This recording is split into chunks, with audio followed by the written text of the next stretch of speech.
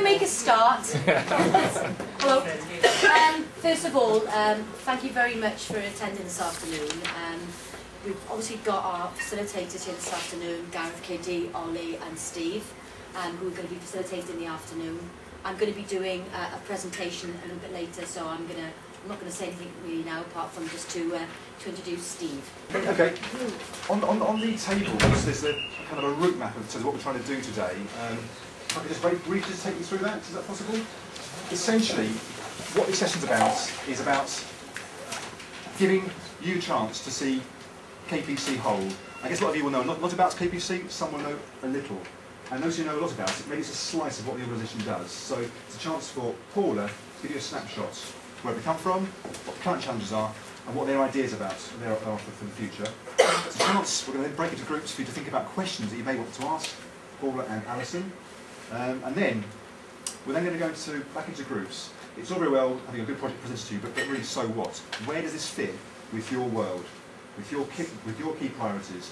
Because what we want to do is establish what the partnership opportunities are to help you and KPC to grow together. With regards to the bunkhouse accommodation, have you thought about the opportunities under the DDA and the Discrimination Act about having provision and accommodation provision on a ground floor? Because not only doing the morally the right thing and complying with the Act, but also you're opening up to a whole new market again, aren't you?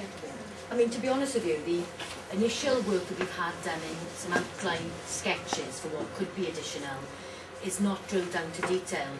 Knight came out and did some design work for under the Pro Help banner, and has just given us an idea of a building, the shape, how many, it's all about how many car parking spaces you can house as well, so we could get 47 or 50, because all those things have to be considered. So, and then what they do on the other side. So the actual configuration as to what would be where, for example, a separate building there, would that be bunkhouse upstairs, a bit downstairs and some training?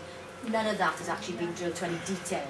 And I think the purpose of today really, and perhaps some future meetings is, what are the requirements, what are the needs? And I would rather be responding and designing something along those than go off and say, this is what we're doing, and that's it. Can I just say, you obviously need a big influx of money, don't you? Would it be worth a thought of working together with a training provider that would come and do a setup project here and work in partnership with a training provider that would do the training? It's something, bunkhouse? yeah, to be honest, it's definitely something we'd be looking at soon, because obviously we haven't got the capacity to actually deliver everything from here, but that is definitely something we would be looking at, say, sort of XR as well. Yeah. Okay, thanks Phil. Great. Thank you. Obviously you're aware, because the financial climate, other members of voluntary sector are in as well. I mean, have you kind of sussed out really if there's any other voluntary sector organisations that are looking to develop things the same way as you are? Because there are other organisations, not necessarily in this direct area, so maybe in Bridgend Town, that could be looking to do the same things as you, skills centre and accommodation. So just for you to know really that you need to be aware. I think like Eco-Dusky are looking at a bunkhouse, aren't they? And I think Better Boys and Girls are also maybe looking at some sort of bunkhouse. I'm kind of aware, do you know what I mean, of some of those things that are going on, but I wouldn't say I'd know. No, and I think this was always going to be. We started sort of talking about this, I'd say probably a couple of years ago now, and well, it was about 2 years ago. And when you have a meeting and you sort of tell somebody about what your sort of plans or what you're thinking about, you can only hope that maybe perhaps somebody in that organisation or department will pass that on to another colleague. And I've actually found out to our disadvantage that hasn't actually happened for whatever reason. And I said, well, but your colleague came to our meeting. They said, oh, well, he didn't tell us about that. So sometimes, yeah, it's because of information. We've done, actually, we've done 5 separate meetings, and certainly we've been looking to the future, securing our future. We held a number of different meetings last year with, I don't know, something about a list like that, of everybody telling them all about what these plans were. And then obviously we had, there was another meeting held at the Bethlehem Church where the local authority looked at doing a sort of skills centre. That's sort of changed its sort of tact a little bit now, and I'm not sure, I know they've bought the building over at Pyle, but certainly from our meetings with Kath Durbin, who was sort of running with that project, that she's really very keen to include us in that development because of our close proximity, the fact that we've got a basketball court, so if there's any young people over there doing from what I understand, that's going to be media related, some things. But our things are really around more practical based skills from some of the young people that we worked with, telling us about the carpentry courses, the car mechanics. Well, I'm currently doing a consultation with people around those issues, and particularly for the youth offending team, and that's exactly what young people have been saying to me, really, that there is a lack of understanding the basic skills of carpentry, because all they want to do is get a job. And I say, well, you need to have a little bit of introduction first before you can go and just get a job in carpentry or plastering or whatever they want to do, and they can't cope with college, they can't cope, like I said, with the theory. But I'm just wanting to be wary, really, that the voluntary sector and the partners in the voluntary sector, you need to work in partnership.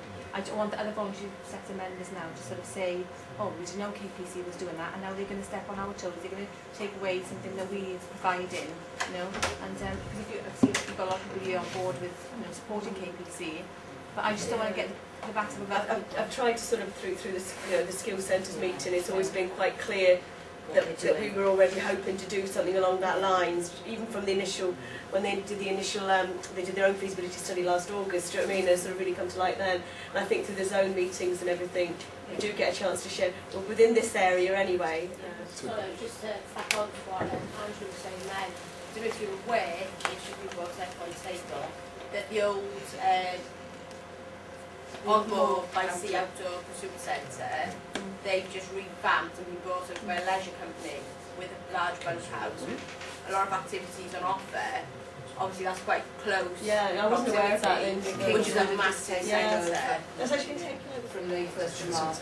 But obviously we're not, just to be very clear, we don't intend to sort of, the bunkhouse accommodation we're talking about, might be sort of 10 or 15 or whatever it beds.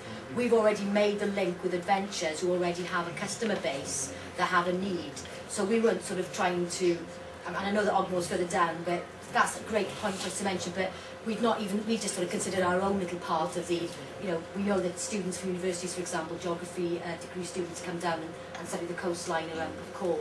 We know that people come down for different things. So we were just really concentrating quite local, really. We hadn't sort of thought about anywhere further than that. Right, well that's a straight lead on then. On the basis of what you've so far, back to the tables, and there's really 4 questions.